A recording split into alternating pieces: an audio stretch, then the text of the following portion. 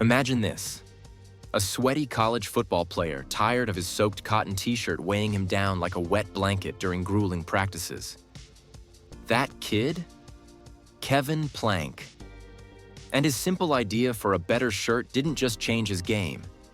It sparked the Under Armour history we know today, turning a basement startup into a billion-dollar empire that dared to challenge giants like Nike and Adidas in the cutthroat sportswear world. A college kid's t-shirt idea took on Nike. Here's how. Stick around, because this story of grit, innovation, and massive risks will blow your mind. But first, what if one frustration on the field could rewrite the entire athletic apparel industry? Kevin Plank was no stranger to hard work. Born in 1972 in Kensington, Maryland, he grew up in a big family, hustling from a young age. By high school, he was entrepreneurial, selling roses at events. But it was his time as a walk-on fullback at the University of Maryland where the spark hit. Plank, drenched in sweat, peeling off heavy, sopping wet cotton tees after practice. His compression shorts? Bone dry. Why couldn't shirts do the same? After graduating in 1995, Plank scraped $3,000 from his rose business, maxed credit cards for $40,000, and holed up in his grandmother's basement. He experimented with synthetic fabrics, testing on himself and teammates. By 1996, Under Armour was born, named with British spelling for a cool, toll-free number. His mission? Moisture-wicking gear to keep athletes cool, dry, and light. But how do you turn a basement dream into a rival for Nike's empire? Plank drove up and down the East Coast with samples in his trunk, pitching to college teams. First big win. Georgia Tech ordered 500 Heat Gear shirts in 1996, netting $17,000. By 1997, orders hit $100,000. He found an Ohio factory. He introduced Heat Gear, Cold Gear, and all-season gear. Word spread among athletes. In 1999, a $25,000 ESPN ad gamble paid off with $750,000 in sales. Buzz exploded via movies like Any Given Sunday and The Replacements. By 2000, they outfitted the XFL. HQ moved to Baltimore in 1998. But with Nike and Adidas dominating, could this underdog break through? Enter the Protect This House campaign in 2003. Plank invested $750,000 in the first TV ad, featuring NFL player Eric Ogbogu. Sales skyrocketed. That year, $12 million from Rosewood Capital. Women's lines launched. In 2005, Under Armour went public, raising $153 million. Shares doubled day one. Revenue, $281 million. Footwear debuted in 2006, grabbing 23% of football cleats, became NFL supplier.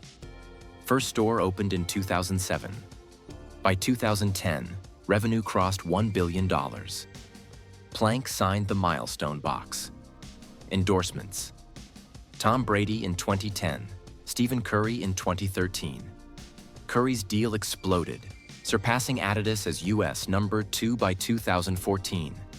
Sales, $3 billion. But what happens when growth misses the next trend? Under Armour dove into digital, bought MapMyFitness for $150 million in 2013, MyFitnessPal for $475 million, and Endomondo for $85 million in 2015. Goal? Largest fitness community. AI insights via IBM Watson. International stores in China, Canada, Europe. Deals like $280 million Notre Dame contract in 2014. Signed Gisele Bündchen, Misty Copeland, Jordan Spieth. Leased Fifth Avenue space in 2016. Revenue peaked near $5 billion in 2018. Market cap over $10 billion. Plank declared war on Nike. But could they sustain against Adidas's comeback and shifting tastes? Trouble hit mid-2010s. Missed athleisure boom. Nike and Adidas capitalized on comfy wear. Under Armour focused on performance gear. Sales slowed. Digital bets flopped. Sold MyFitnessPal in 2020. Shut Endomondo. 2014 Olympic scandal. Speed skaters blamed suits, stock dipped. COVID-19. Q2 2020 revenue down 41% to $707 million. Plank stepped down as CEO in 2019. Frisk, then Linarts followed. Struggles, declining footwear, 2020 SEC probes over revenue pulls. Stock plummeted. By 2024, Plank returned as CEO, vowing turnaround. Refocusing on core, innovations like UAHOVR 2018, Curry Brand 2020 for youth access. But in this battle, Under Armour or Nike? Which wins? Comment below. Plank's return. Back to basics. Insight. Innovation means adapting. Pioneered wicking tech, but agility key. Built loyalty via athlete stories. Copeland's campaigns broke norms. Marketing 2008 Super Bowl ads. Overexpansion lesson. Stick to strengths. Today with John Varvatos designing Eyeing Premium. Global expansion smarter. Direct to consumer. Revenue around $5 to $6 billion. Nike at $50 billion. Plank, willpower wins. Snagged Curry's loyalty. What if his second act reclaims number 2 ? As we hit mid-2025, Plank's strategies are unfolding. Viewing Under Armour as a $5 billion startup, he's mapped a game plan for growth and dominance. Fiscal 2025 saw revenue dip 9% to $5.2 billion. But Q4 exceeded expectations, with improved gross margins and adjusted earnings per share rising. Plank's focus? Cutting promotions, slashing SKUs by 25% to streamline products, and honing in on young team athletes. A strengthened fall 2025 lineup emphasizes underdog branding. Think purposeful, disciplined execution. North America shows recovery signs with full-price sales lifting profits. His pay hit $11 million, including stock awards amid shareholder votes.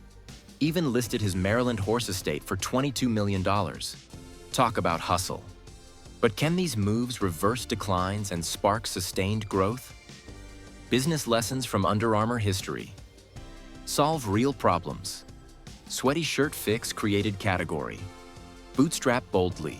From $40,000 debt, trunk sales built grit. Market authentically. Protect this house embodied spirit. Endorse wisely. Curry generates millions. But avoid diversification traps. Digital costs dearly. Mistakes.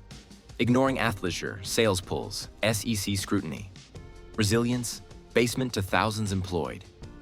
In sportswear, Nike 28%, Adidas 18%, Under Armour 6% scrappy.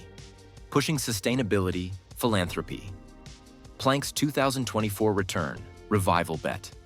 Can he out-innovate giants? Every empire starts small. Plank turned frustration to fortune, challenging Nike and Adidas with superior products. From 17,000 to billions redefined gear. Takeaway.